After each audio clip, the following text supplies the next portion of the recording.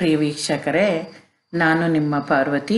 ಜ್ಯೋತಿಷ್ಯ ಜ್ಞಾನಸುಧಾ ಬೈ ಪಾರ್ವತಿ ನನ್ನ ಚಾನಲ್ನ ನೀವು ನೋಡ್ತಾ ಇದ್ದೀರಾ. ಈಗಾಗಲೇ ನಾನು ರವಿ ಲಗ್ನದಿಂದ 12ನೇ ಮನೆಯಲ್ಲಿರೋ ತನಕ ಏನು ಫಲ ಅನ್ನೋದು ಕೊಟ್ಟಿದ್ದೀನಿ. ಒಳ್ಳೆಯದೇನು ಅಶುಭ ಏನು ಅನ್ನೋದನ್ನು ಕೊಟ್ಟಿದ್ದೀನಿ. ಇವತ್ತಿನ ದಿವಸ ಚಂದ್ರಂದು ಇದು ಸ್ಟಾರ್ಟ್ ಮಾಡ್ಕೊಂಬಂದಿದ್ದೀನಿ. ಮಧ್ಯದಲ್ಲೇ ಬೇರೆ ವಿಡಿಯೋಸ್ ಮಾಡಿದ್ರು ಚಂದ್ರಂದು ಹೀಗೆ ಕೊಡ್ತೀನಿ. ಚಂದ್ರ ಲಗ್ನದಲ್ಲಿದ್ದರೆ ಏನು ಫಲ ಅನ್ನೋದನ್ನು ಇವತ್ತು ತಿಳ್ಕೊಳ್ಳೋಣ. ನೋಡಿ, ಲಗ್ನದಲ್ಲಿ ಬಲಯುತನಾದ ಚಂದ್ರನೂ ಇದ್ದರೆ ಮಹಾಚತುರರಾಗಿರುವುದಲ್ಲದೆ ಕೆಲವೊಂದು ಸಂಘ ಸಂಸ್ಥೆಗಳಲ್ಲಿ ಅಥವಾ ಇತರೆ ಕ್ಷೇತ್ರಗಳಲ್ಲಿ ಮುಖಂಡತ್ವವನ್ನು ವಹಿಸಿಕೊಳ್ಳುತ್ತಾರೆ. ಇವರು ಪರಾಕ್ರಮಿಗಳಾಗಿದ್ದು ರಾಜವೈಭೋಗವನ್ನು ಅನುಭವಿಸುತ್ತಾರೆ. ಇವರ ಮೈಬಣ್ಣ ಬಿಳುಪು, ಉತ್ತಮ ರೂಪಲಾವಣ್ಯವನ್ನು ಹೊಂದಿರುತ್ತಾರೆ ಹಾಗೂ ಧನವಂತರು ಕೂಡ ಆಗಿರುತ್ತಾರೆ. ಅಂದರೆ ಲಗ್ನದಲ್ಲಿ ಚಂದ್ರ ಇದ್ದರೆ ತುಂಬ ಚತುರ ಅಂತ ಹೇಳ್ತೀವಿ. ಚತುರ ಅಂದರೆ ತುಂಬ ಎಲ್ಲಾದರೂ ಹೋದರೆ ಅವರು ಬುದ್ಧಿ ಉಪಯೋಗಿಸ್ಕೊಂಡು ಓದಿಲ್ಲ ಏನು ಅವರ ಚತುರತೆಯಿಂದ ಕಾರ್ಯಗಳನ್ನು ನೆರವೇರಿಸ್ಕೊಂಡು ಬರ್ತಾರೆ. ಮತ್ತು ಇಂಥವ್ರು ಏನು ಮಾಡ್ತಾರೆ ಅಂದರೆ, ನಾವು ಅಲ್ಲಲ್ಲಿ ಸಂಘ ಸಂಸ್ಥೆಗಳನ್ನ ನಮ್ಮ ಕಾರ್ಯವೈಖರಿಗಳನ್ನ ಇದು ಮಾಡೋದಕ್ಕೆ ಮುಖಂಡತ್ವ ಅಂದರೆ ಒಂದು ಪ್ರೆಸಿಡೆಂಟ್ ಆಗಿರ್ಬೋದು, ಸೆಕ್ರೆಟ್ರಿ ಆಗಿರ್ಬೋದು, ಈ ಥರದ್ದನ್ನು ಚುನಾವಣೆ ಮೂಲಕ ಆಯಿಸ್ಕೊಳ್ತಾರೆ. ಈ ಥರ ಸಂಘ ಸಂಸ್ಥೆಗಳು ಒಂದು ದೇವಸ್ಥಾನದ್ದಿರ್ಬೋದು, ಒಂದು ಕಮಿಟಿ ಇರ್ಬೋದು, ಏನಾದರೂ ಇರ್ಬೋದು, ಅದಕ್ಕೆ ಒಂದು ಮುಖಂಡತ್ವನ ಮುಂದಾಳತ್ವನ ವಹಿಸ್ಕೊಳೋದು. ಲಗ್ನದಲ್ಲಿ ಬಲಯುತನಾದ ಚಂದ್ರ ಇದ್ದರೆ, ಬಲಯುತನಾದರೂ ಚಂದ್ರ ಅಂದರೆ ಏನು, ಸಪ್ತಮಿಯಿಂದ ಸಪ್ತಮಿಗೆ ಚಂದ್ರ ಬಲಿಷ್ಠ ಆಗ್ತಾನೆ ಅಂತ ಹೇಳ್ಬೋದು. ಅಂದರೆ ಅಮಾವಾಸ್ಯೆ ಮುಗಿದ ಮೇಲೆ ಸಪ್ತಮಿ ನಂತರ ಮತ್ತು ಹುಣ್ಣಿಮೆ ಆದಮೇಲೆ ಸಪ್ತಮಿ ತನಕ ಚಂದ್ರ ಬಲಯುತನಾಗಿರ್ತಾನೆ. ಅದರಲ್ಲೂ ಹುಣ್ಣಿಮೆ ಹಿಂದೆ ಮುಂದೆ ತುಂಬ ಬಲಯುತನಾಗಿರ್ತಾನೆ. ಅಲ್ಲಿ ನೋಡಬೇಕು, ಆ ಬಲಯುತನಾದ ಚಂದ್ರನಿಗೆ ಒಳ್ಳೆಯ ಗ್ರಹಗಳ ಸಮ್ಮಿಳಿತ ಇದೆಯಾ ಎಲ್ಲನೂ ನೋಡ್ಕೋಬೇಕು. ಅದಕ್ಕೆ ತಕ್ಕ ಹಾಗೆ ಫಲನ ಕೊಡ್ತಾನೆ. ಮತ್ತು ಇವರು ಒಂದು ಸ್ವಲ್ಪ ಯಾವುದೇ ಇದರಲ್ಲಾಗಿ ಪರಾಕ್ರಮಗಳು ಅಂದರೆ ಶೌರ್ಯ ಇವೆಲ್ಲ ಇರುತ್ತೆ. ಕೆಲವೊಬ್ಬರು ಏನೂ ಕೆಲಸನೂ ಮಾಡೋಕ್ಕೆ ಬರಲ್ಲ, ಅಯ್ಯೋ ಅದಕ್ಕೆ ಯಾಕಪ್ಪ ನಮಗೆ ಯಾಕೆ, ನಾವು ಹಿಂದೆ ಇದ್ದು ಬಿಡೋಣ ಅಂತ ಹೇಳ್ತಾರೆ. ಇವರು ಶೌರ್ಯ ಪರಾಕ್ರಮ ಧೈರ್ಯ ಇದೆಲ್ಲ ಒಂದು ಸ್ವಲ್ಪ ಇವ್ರಿಗೆ ಜಾಸ್ತಿ. ಮತ್ತು ಇವರು ರಿಚ್ನೆಸ್ ಅನ್ನೋದು ರಾಜವೈಭೋಗ ಅಂದರೆ ಅವರಿಗೆ ತಕ್ಕಂತೆ ಅವ್ರ ಕುಟುಂಬದಲ್ಲಿ ಎಲ್ಲೋ ಬಡತನದಿಂದ ಬಂದಿದ್ದರೆ ಒಂದು ಸ್ವಲ್ಪ ಜಾಸ್ತಿ, ಅದಕ್ಕಿಂತ ಸುಖ ಸೌಕರ್ಯ ಜಾಸ್ತಿ ಇರ್ಬೋದು. ಇಲ್ಲ ಕೆಲವೊಬ್ಬರು ತೀರಾ ಕೆಳಮಟ್ಟದಲ್ಲಿದ್ದು ಮಾಡರೇಟ್ ಆಗಿ ಇರ್ಬೋದು. ಕೆಲವೊಬ್ಬರು ಹುಡ್ತಾನೆ ಶ್ರೀಮಂತತೆ ಅನುಭವಿಸ್ಕೊಂಡು ಬಂದಿರ್ತಾರೆ. ಒಟ್ಟಿನಲ್ಲಿ ಇವರು ಒಂದು ಸ್ವಲ್ಪ ಸುಖ ರಾಜವೈಭೋಗನ ಅನುಭವಿಸ್ತಾರೆ ಅಂತ ಹೇಳ್ಬೋದು. ಇವರ ಮೈಬಣ್ಣ ಬಿಳುಪು ಅಂತ ಹೇಳಿದೆ.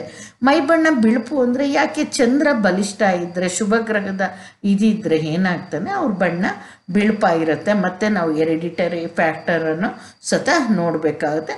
ಮತ್ತು ಉತ್ತಮ ರೂಪಲಾವಣೆ, ನೋಡೋಕ್ಕೆ ಅಟ್ರಾಕ್ಟಿವ್ ಆಗಿ ಇರ್ತಾರೆ. ಅಕಸ್ಮಾತ್ ಇವ್ರು ಕಪ್ಪಿದ್ರೂ ಏನಾಗುತ್ತೆ, ನೋಡೋಕ್ಕೆ ತುಂಬ ಅಟ್ರಾಕ್ಟಿವ್ ಆಗಿರ್ತಾರೆ ಅಂತ ಹೇಳ್ಬೋದು. ಮತ್ತು ಇವರು ಹಣಕಾಸು ಇವ್ರ ಹತ್ರ ಯಾವಾಗಲೂ ಇರುತ್ತೆ ಅಂತ ಹೇಳ್ಬೋದು. ಫೈನಾನ್ಷಿಯಲಿ ವಿಷಯದಲ್ಲಿ ಇವರು ಶ್ರೀಮಂತರಾಗಿರ್ತಾರೆ ಅಂತ ಹೇಳ್ಬೋದು. ಒಂದು ವೇಳೆ ಚಂದ್ರನು ಕ್ಷೀಣನಾಗಿದ್ದು ಪಾಪಗ್ರಹಗಳ ದೃಷ್ಟಿ ಯುತಿ ಇದ್ದರೆ ಅದರ ಅನುಸಾರವಾಗಿ ಜಡತ್ವ, ಸೋಂಬೇರಿತನ, ಬಡತನವನ್ನು ಅನುಭವಿಸುತ್ತಾರೆ. ಅಂದರೆ ಚಂದ್ರ ಕ್ಷೀಣ ಅಂದರೆ ಇವಾಗ ಸಪ್ತಮಿ ಅಮಾವಾಸ್ಯೆ ಆದಮೇಲೆ ಸಪ್ತಮಿಯಿಂದ ಹುಣ್ಣಿಮೆ ತನಕ ಬಲಿಷ್ಠನ ಇರ್ತಾನೆ ಚಂದ್ರ ಅಂತ ಹೇಳ್ಬೋದು. ಹುಣ್ಣಿಮೆ ಸಪ್ತಮಿ ಆದಮೇಲೆ ಅಮಾವಾಸ್ಯೆ ಸಪ್ತಮಿ ತನಕ ಏನಾಗ್ತಾನೆ, ಚಂದ್ರ ಬಲಹೀನ ಅಂತ ಹೇಳ್ತೀವಿ. ಅಂದರೆ ಅಮಾವಾಸ್ಯೆ ಹಿಂದೆ ಮುಂದೆ ಹತ್ತಿರ ಬಂದಾಗ ತುಂಬ ಕ್ಷೀಣ ಚಂದ್ರ ಅಂತ ಹೇಳ್ತೀವಿ. ನೀವು ಕ್ಷೀಣ ಚಂದ್ರ ಯಾವಾಗ ನೋಡ್ಬೋದು, ಬರೀ ಒಂದು ಗೆರೆ ಥರ ಇರುತ್ತೆ ಚಂದ್ರಂದು, ಆವಾಗ ಅದು ಕ್ಷೀಣಚಂದ್ರ ಅಂತ ನೋಡ್ಬೋದು. ಮತ್ತೇನಾಗುತ್ತೆ, ಪಾಪಗ್ರಹಗಳ ಏನಾಗುತ್ತೆ ಅಂದರೆ ಪಾಪಗ್ರಹಗಳ ದೃಷ್ಟಿನೋ ಯುತಿನೋ ಇದ್ದರೆ ಅದರ ಅನುಸಾರವಾಗಿ ಜಡತ್ವ, ಸೋಂಬೇರಿತನ ಅಂದರೆ ಲೇಜಿನೆಸ್ಸು, ಯಾವುದಾದ್ರು ಕೆಲಸಕ್ಕೆ ಎದ್ದೋಳ್ಬೇಕು ಅಂದರೆ ಮೈಯೆಲ್ಲ ಜಡ ಇಟ್ಕೊಂಡಂಗಾಗಿದೆ ಅಂತ ಹೇಳ್ತಾರೆ. ಅವ್ರು ಹೋಗೋದೇ ಇಲ್ಲ, ಕೆಲಸ ಸ್ಟಾರ್ಟ್ ಮಾಡೋದೇ ಇಲ್ವ, ಅವ್ರು ಯಾವಾಗಲೂ ಅದೇ ಥರ ಸೋಂಬೇರಿತನದಿಂದನೇ ಇರ್ತಾರೆ. ಮತ್ತು ಯಾವಾಗಲೂ ಬಡತನ ಅನ್ನೋದು ಅವ್ರಿಗೆ ಕಾಡ್ತಾ ಇರುತ್ತೆ ಅನ್ನೋದು ಮುಖ್ಯ. ಮತ್ತು ಇಲ್ಲಿ ಮುಖ್ಯವಾಗಿ ಮೇಷ, ವೃಷಭ, ಕಟಕ, ಕನ್ಯಾ, ಮೀನ ರಾಶಿಗಳಿಗೆ ಶುಭ ಫಲ ಸಿಗುತ್ತೆ. ಯಾವ್ಯಾವುದು? ಮೇಷ ಆಯಿತು, ವೃಷಭ ಆಯಿತು, ಕಟಕ ಆಯಿತು, ಕನ್ಯಾ, ಮೀನ ರಾಶಿಗಳಿಗೆ ಶುಭ ಫಲ ಅಂತ ಹೇಳಿದ್ದಾರೆ ಲಗ್ನದಲ್ಲಿ ಚಂದ್ರ ಇದ್ದರೆ. ಮೇಷ ಲಗ್ನಕ್ಕೆ ಏನಾಗ್ತಾನೆ? ಚಂದ್ರ 4ನೇ ಮನೆ ಅಧಿಪತಿ ಆಗ್ತಾನೆ. ವೃಷಭಕ್ಕೆ 3ನೇ ಮನೆ ಅಧಿಪತಿ. ವೃಷಭದಲ್ಲಿ ಉಚ್ಚ ಸ್ಥಾನ ಆಗುತ್ತೆ. ಮತ್ತು ಕಟಕಕ್ಕೆ ಸ್ವರಾಶಿ ಆಗುತ್ತೆ. ಕನ್ಯಾದಲ್ಲಿದ್ದರೆ ಏನಾಗುತ್ತೆ? 11ನೇ ಮನೆ ಅಧಿಪತಿ ಕನ್ಯಾ. ಮೀನದಲ್ಲಿದ್ದರೆ ಏನಾಗುತ್ತೆ?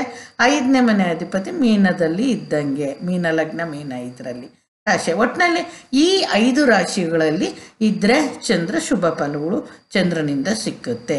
ಲಗ್ನದಲ್ಲಿ ಚಂದ್ರನು ಸ್ವಕ್ಷೇತ್ರದಲ್ಲಿ ಇದ್ದಾಗ ಸಹ ಶುಭ ಫಲಗಳು ಹಾಗೂ ಚಂದ್ರನ ಗುಣಗಳನ್ನು ಕಾಣಬಹುದು.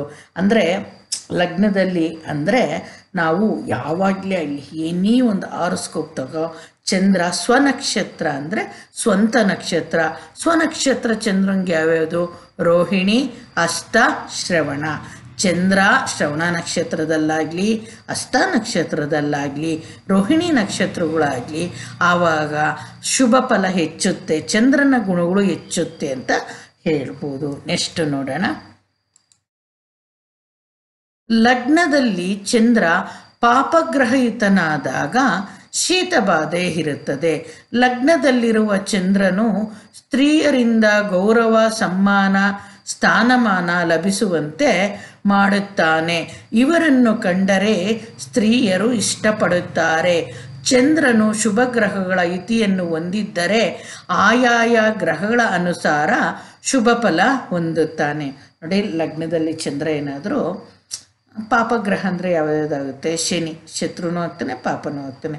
ಕುಜ ಇದ್ದರೆ ಚಂದ್ರಮಂಗಳ ಯೋಗ ಆಗುತ್ತೆ, ಅದರದ್ದೊಂದು ಫಲ.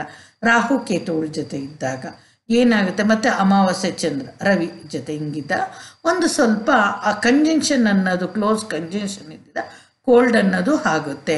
ಅದರಲ್ಲೂ ಶನಿ ಜೊತೆ ಇದ್ದೆ ಅಂತ ಜಾಸ್ತಿ ಶೀತಬಾಧೆ ಇದ್ದೇ ಇರುತ್ತೆ. ಮತ್ತು ಲಗ್ನದಲ್ಲಿ ಯಾವಾಗ ಚಂದ್ರ ಇರ್ತಾನೋ ಹೆಣ್ಮಕ್ಳು ಇವ್ರಿಗೆ ಮರ್ಯಾದೆ ಜಾಸ್ತಿ ಕೊಡ್ತಾರೆ. ಅದನ್ನು ನೀವು ತಿಳ್ಕೊಳ್ಳಿ. ಯಾರ್ದಾದ್ರೂ ಹಿಂಗಿದ್ರೆ ನೀವು ನೋಡಿ, ಇವರು ಗೊತ್ತಾ.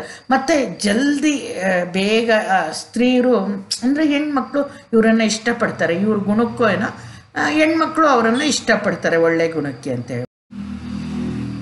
ವೀಕ್ಷಕರೇ, ಚಂದ್ರ ಏನಾದರೂ ಶುಭ ಗ್ರಹಗಳ ಯುತಿ ಹೊಂದಿದ್ದರೆ ಆಯಾಯ ಗ್ರಹಗಳ ಅನುಸಾರ ಶುಭ ಫಲ ಹೊಂದುತ್ತಾನೆ ಅಂತ ಕೊಟ್ಟಿದ್ದೀನಿ ಇಲ್ಲಿ. ಅಂದರೆ ಗುರು ಜೊತೆ ಇದ್ದರೆ ಗಜಕೇಸರಿ, ಶುಕ್ರನ ಜೊತೆ ಇದ್ದರೆ ಒಂದು ಸ್ವಲ್ಪ ಲಲಿತ, ರೂಪ, ಲಾವಣ್ಯ, ಲಲಿತ ಕಲೆಗಳು, ಹಾಟು ಇತ್ತದಿರ್ಬೋದು. ಬುಧನ ಜೊತೆ ಇದ್ದರೂ ಕಲೆ ಇದ್ರೂ ಸ್ತ್ರೀ ಶಾಪ ಅಂತ ಬರುತ್ತೆ ಅಂತ ಹೇಳ್ಬೋದು. ಈ 3 ಶುಭ ಗ್ರಹಗಳಾಗುತ್ತೆ, ನೋಡ್ಕೋಬೇಕಾಗುತ್ತೆ. ಮತ್ತು ಕುಜನ ಜೊತೆ ಹೇಳಿದ್ನಲ್ಲ ಯಾವ ರೀತಿ ಇರುತ್ತೆ ಅಂತ ಮುಂದಕ್ಕೆ ಕೊಡ್ತೀನಿ. ನೀಚ ಸ್ಥಾನವಾದ ವೃಶ್ಚಿಕದಲ್ಲಿ ಬಲಹೀನ ಪಾಪಗ್ರಹಯುತ ಚಂದ್ರನಿದ್ದರೆ ಅಶುಭ ಫಲಗಳನ್ನು ಹೊಂದುತ್ತಾರೆ. ನೀಚ ಸ್ಥಾನ ವೃಶ್ಚಿಕದಲ್ಲಿ 3 ಡಿಗ್ರಿ ತನಕ ಇರುತ್ತೆ. ಬಲ ಇದ್ದರೆ ಪರವಾಗಿಲ್ಲ. ಬಲಹೀನ ಅಂದ್ರೆ ನಿಮಗೆ ಷಡ್ಬಲದಲ್ಲಿ ನಾವೆಲ್ಲ ಕ್ಯಾಲ್ಕುಲೇಟ್ ಮಾಡಿ ಷಡ್ಬಲ ಅಂತ ಕೊಡ್ತೀವಿ. ಅದರಲ್ಲಿ 100%ಗಿಂತ ಕಡಿಮೆ ಇದ್ದರೆ ಅದು ಬಲಹೀನ ಗ್ರಹ ಅಂತ ಹೇಳ್ತೀವಿ. ಮತ್ತು ಪಾಪಗ್ರಹಗಳು ಕಂಜಂಕ್ಷನ್ ಆಗಿದ್ದರೆ ಆವಾಗ ಅಶುಭ ಫಲಗಳನ್ನಂತೂ ಕೊಡ್ತಾನೆ ಅಂತ ಹೇಳಲೇಬೇಕು. ಇವಾಗ ಶನಿ ಚಂದ್ರ ಇದ್ದರೆ ಮನಸ್ಸಿಗೆ ತುಂಬ ಇದಾಗುತ್ತೆ. ಆ ಸಮಸ್ಯೆಗಳೇ ಮಾನಸಿಕ ಅಸ್ವಸ್ಥತೆ ಕಾಡ್ಬೋದು. ಚಂದ್ರ ರಾಹು ಇದ್ದರೆ ಕೋಪಗೊಳ್ಬೋದು. ಚಂದ್ರ ಕೇತು ಈ ಥರ ಒಂದು ಬಾಂಬ್ ಹಾಕ್ದಂಗೆ ಇದ್ದಕ್ಕಿದ್ದಂಗೆ ಕೋಪ ಬಂದುಬಿಡ್ಬೋದು. ಆ ಥರ ರಾಹು ಜೊತೆ ಇದ್ದರೆ, ಕೇತು ಜೊತೆ ಇದ್ದರೆ, ಶನಿ ಜೊತೆ ಇದ್ದರೆ ತುಂಬ ಕೆಟ್ಟದಾಗಿ ಫಲ ಕೊಡ್ತಾನೆ. ಕಂಜಂಕ್ಷನು ಡೀಪ್ ಕಂಜಂಕ್ಷನ್ ಇದೆಯಾ ಅಂತ ನೋಡಬೇಕಾಗುತ್ತೆ. ಒಂದು ವೇಳೆ ವೃಶ್ಚಿಕ ರಾಶಿಯಲ್ಲಿ ಚಂದ್ರನು ಕುಜಯುತನಾಗಿ ಬಲಿಷ್ಠನಾಗಿದ್ದರೆ ಚಂದ್ರಮಂಗಳ ಯೋಗ ಉಂಟಾಗುವುದಲ್ಲದೆ ಚಂದ್ರನಿಗೆ ನೀಚಭಂಗ ಯೋಗ ಉಂಟಾಗುವುದರಿಂದ ಹೆಚ್ಚೆಚ್ಚು ಶುಭ ಫಲದಿಂದ ಭಾಗ್ಯವೃದ್ಧಿ ಆಗುತ್ತದೆ. ಭೂಮಿ ಲಾಭ, ಉನ್ನತ ಅಧಿಕಾರ, ರಾಜವೈಭೋಗ ಅನುಭವಿಸುತ್ತಾರೆ. ಇಲ್ಲಿ ವೃಶ್ಚಿಕ ರಾಶಿಯಲ್ಲಿ ಚಂದ್ರ ಕುಜನ ಜೊತೆ ಇದ್ದರೆ ವೃಶ್ಚಿಕ ಏನಾಗುತ್ತೆ, ಕುಜನಿಗೆ ತನ್ನದೇ ಸ್ವಂತ ಮನೆ ಆಗುತ್ತೆ. ಮತ್ತು ಕುಜನೂ ಬಲಿಷ್ಠನಾಗ್ತಾನೆ, ಚಂದ್ರನಿಗೆ ನೀಚಭಂಗ ಆಗುತ್ತೆ. ಆದ್ದರಿಂದ ಚಂದ್ರನು ಬಲಿಷ್ಠತೆ ಆಗ್ಬೋದು. ಆವಾಗ ಬಲಿಷ್ಠತೆ ಇದ್ದರೆ ಚಂದ್ರ ಕುಜೇರನು. ಮತ್ತು ವೃಶ್ಚಿಕ ಲಗ್ನಕ್ಕೆ ಭಾಗ್ಯಾಧಿಪತಿ ಲಗ್ನಾಧಿಪತಿ ಸೇರಿದ್ರೆ ಚಂದ್ರಮಂಗಳ ಯೋಗನೂ ಉಂಟಾಗುತ್ತೆ, ಲಕ್ಷ್ಮಿ ಯೋಗನೂ ಉಂಟಾಗುತ್ತೆ. ಆದ್ದರಿಂದ ಏನಾಗುತ್ತೆ, ಶುಭ ಫಲ ಹೆಚ್ಚಾಗಿ ಹೆಚ್ಚೆಚ್ಚು ಶುಭ ಫಲ ಉಂಟಾಗಿ ಹೆಚ್ಚೆಚ್ಚು ಭಾಗ್ಯ ಅಭಿವೃದ್ಧಿಯಲ್ಲಿ ಆಗುತ್ತೆ ಅಂತ ಹೇಳ್ಬೋದು. ನೋಡಿ, ನೀಚಭಂಗ ರಾಜಯೋಗ ಅಂತ ಕೊಟ್ಟಿದ್ದೀನಿ. ಕೇವಲ ಅಲ್ಲಿ ನೀಚಭಂಗ ಆಗುತ್ತೆ ಹೊರತು ರಾಜಯೋಗ ಉಂಟಾಗಲ್ಲ.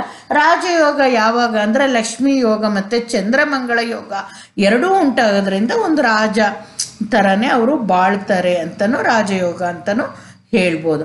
ಮತ್ತು ಇನ್ನೊಂದು ಏನು ಅಂದರೆ ಭೂಮಿ ಲಾಭ, ಉನ್ನತ ಅಧಿಕಾರ, ರಾಜವೈಭೋಗ. ಮೋದಿಯವ್ರದ್ದು ನೋಡಿ, ಅವ್ರು ಭೂಮಿ ಮಾಡ್ಕೊಂಡಿಲ್ಲ, ಉನ್ನತ ಅಧಿಕಾರ ರಾಜವೈಭೋಗ ಎರಡನ್ನೂ ಅನುಭವಿಸ್ತಾ ಇದ್ದಾರೆ. ಅವರು ರಾಜವೈಭೋಗ ಅನುಭವಿಸಿದ್ರು ಒಬ್ಬ ಸಾಮಾನ್ಯ ಪ್ರಜೆಯಂತೆ ಎಲ್ಲರ ಜೊತೆ ನಡ್ಕೊತಾರೆ ಅಂತಲೂ ಹೇಳ್ಬೋದು. ಎಲ್ಲರನ್ನು ಕಂಡ್ರೆ ಪ್ರೀತಿ ವಿಶ್ವಾಸ ಅಕ್ಕರೆಯಿಂದ ಕಾಣ್ತಾರೆ ಅಂತ ಹೇಳ್ಬೋದು. ಅವರು ಎಷ್ಟು ಉನ್ನತ ಇದಕ್ಕೆ ಹೋದ್ರು, ಅವ್ರದ್ದು ವೃಶ್ಚಿಕ ರಾಶಿಯಲ್ಲಿ ಚಂದ್ರಮಂಗಳ ಹೇಗಿದೆ ಅಂತ ನೀವು ನೋಡಿ ಗೊತ್ತಾಗುತ್ತೆ ಅಂತ ಹೇಳ್ತೀನಿ. ಇದೇ ರೀತಿ ನೀವು ಬೇರೆ ಬೇರೆ ಜಾತಕಗಳನ್ನ ಇಟ್ಕೊಂಡು ನೋಡಿ, ನಿಮಗೆ ಆವಾಗ ಗೊತ್ತಾಗುತ್ತೆ. ಇಲ್ಲಿ ಇನ್ನೂ ಕಲಿಯೋದು ಅಂದರೆ ನೆಕ್ಸ್ಟ್ ಯಾವ ರೀತಿ ನಿಮಗೆ ರವಿದು 1-12 ಕೊಟ್ಟಿದ್ದೀನಿ ಅಂತ ಆವಾಗ ಹೇಳಿದೆ. ಚಂದ್ರಂದು ಕೊಡೋದಕ್ಕೆ ಲೇಟ್ ಆಯಿತು, ಬೇರೆ ಬೇರೆ ಟಾಪಿಕ್ಗಳು ತೊಗೊಂಡೆ, ಮತ್ತು 1 ವರ್ಷ ನಿಲ್ಲಿಸಿದ್ರಿಂದ ಕಷ್ಟ ಆಯಿತು.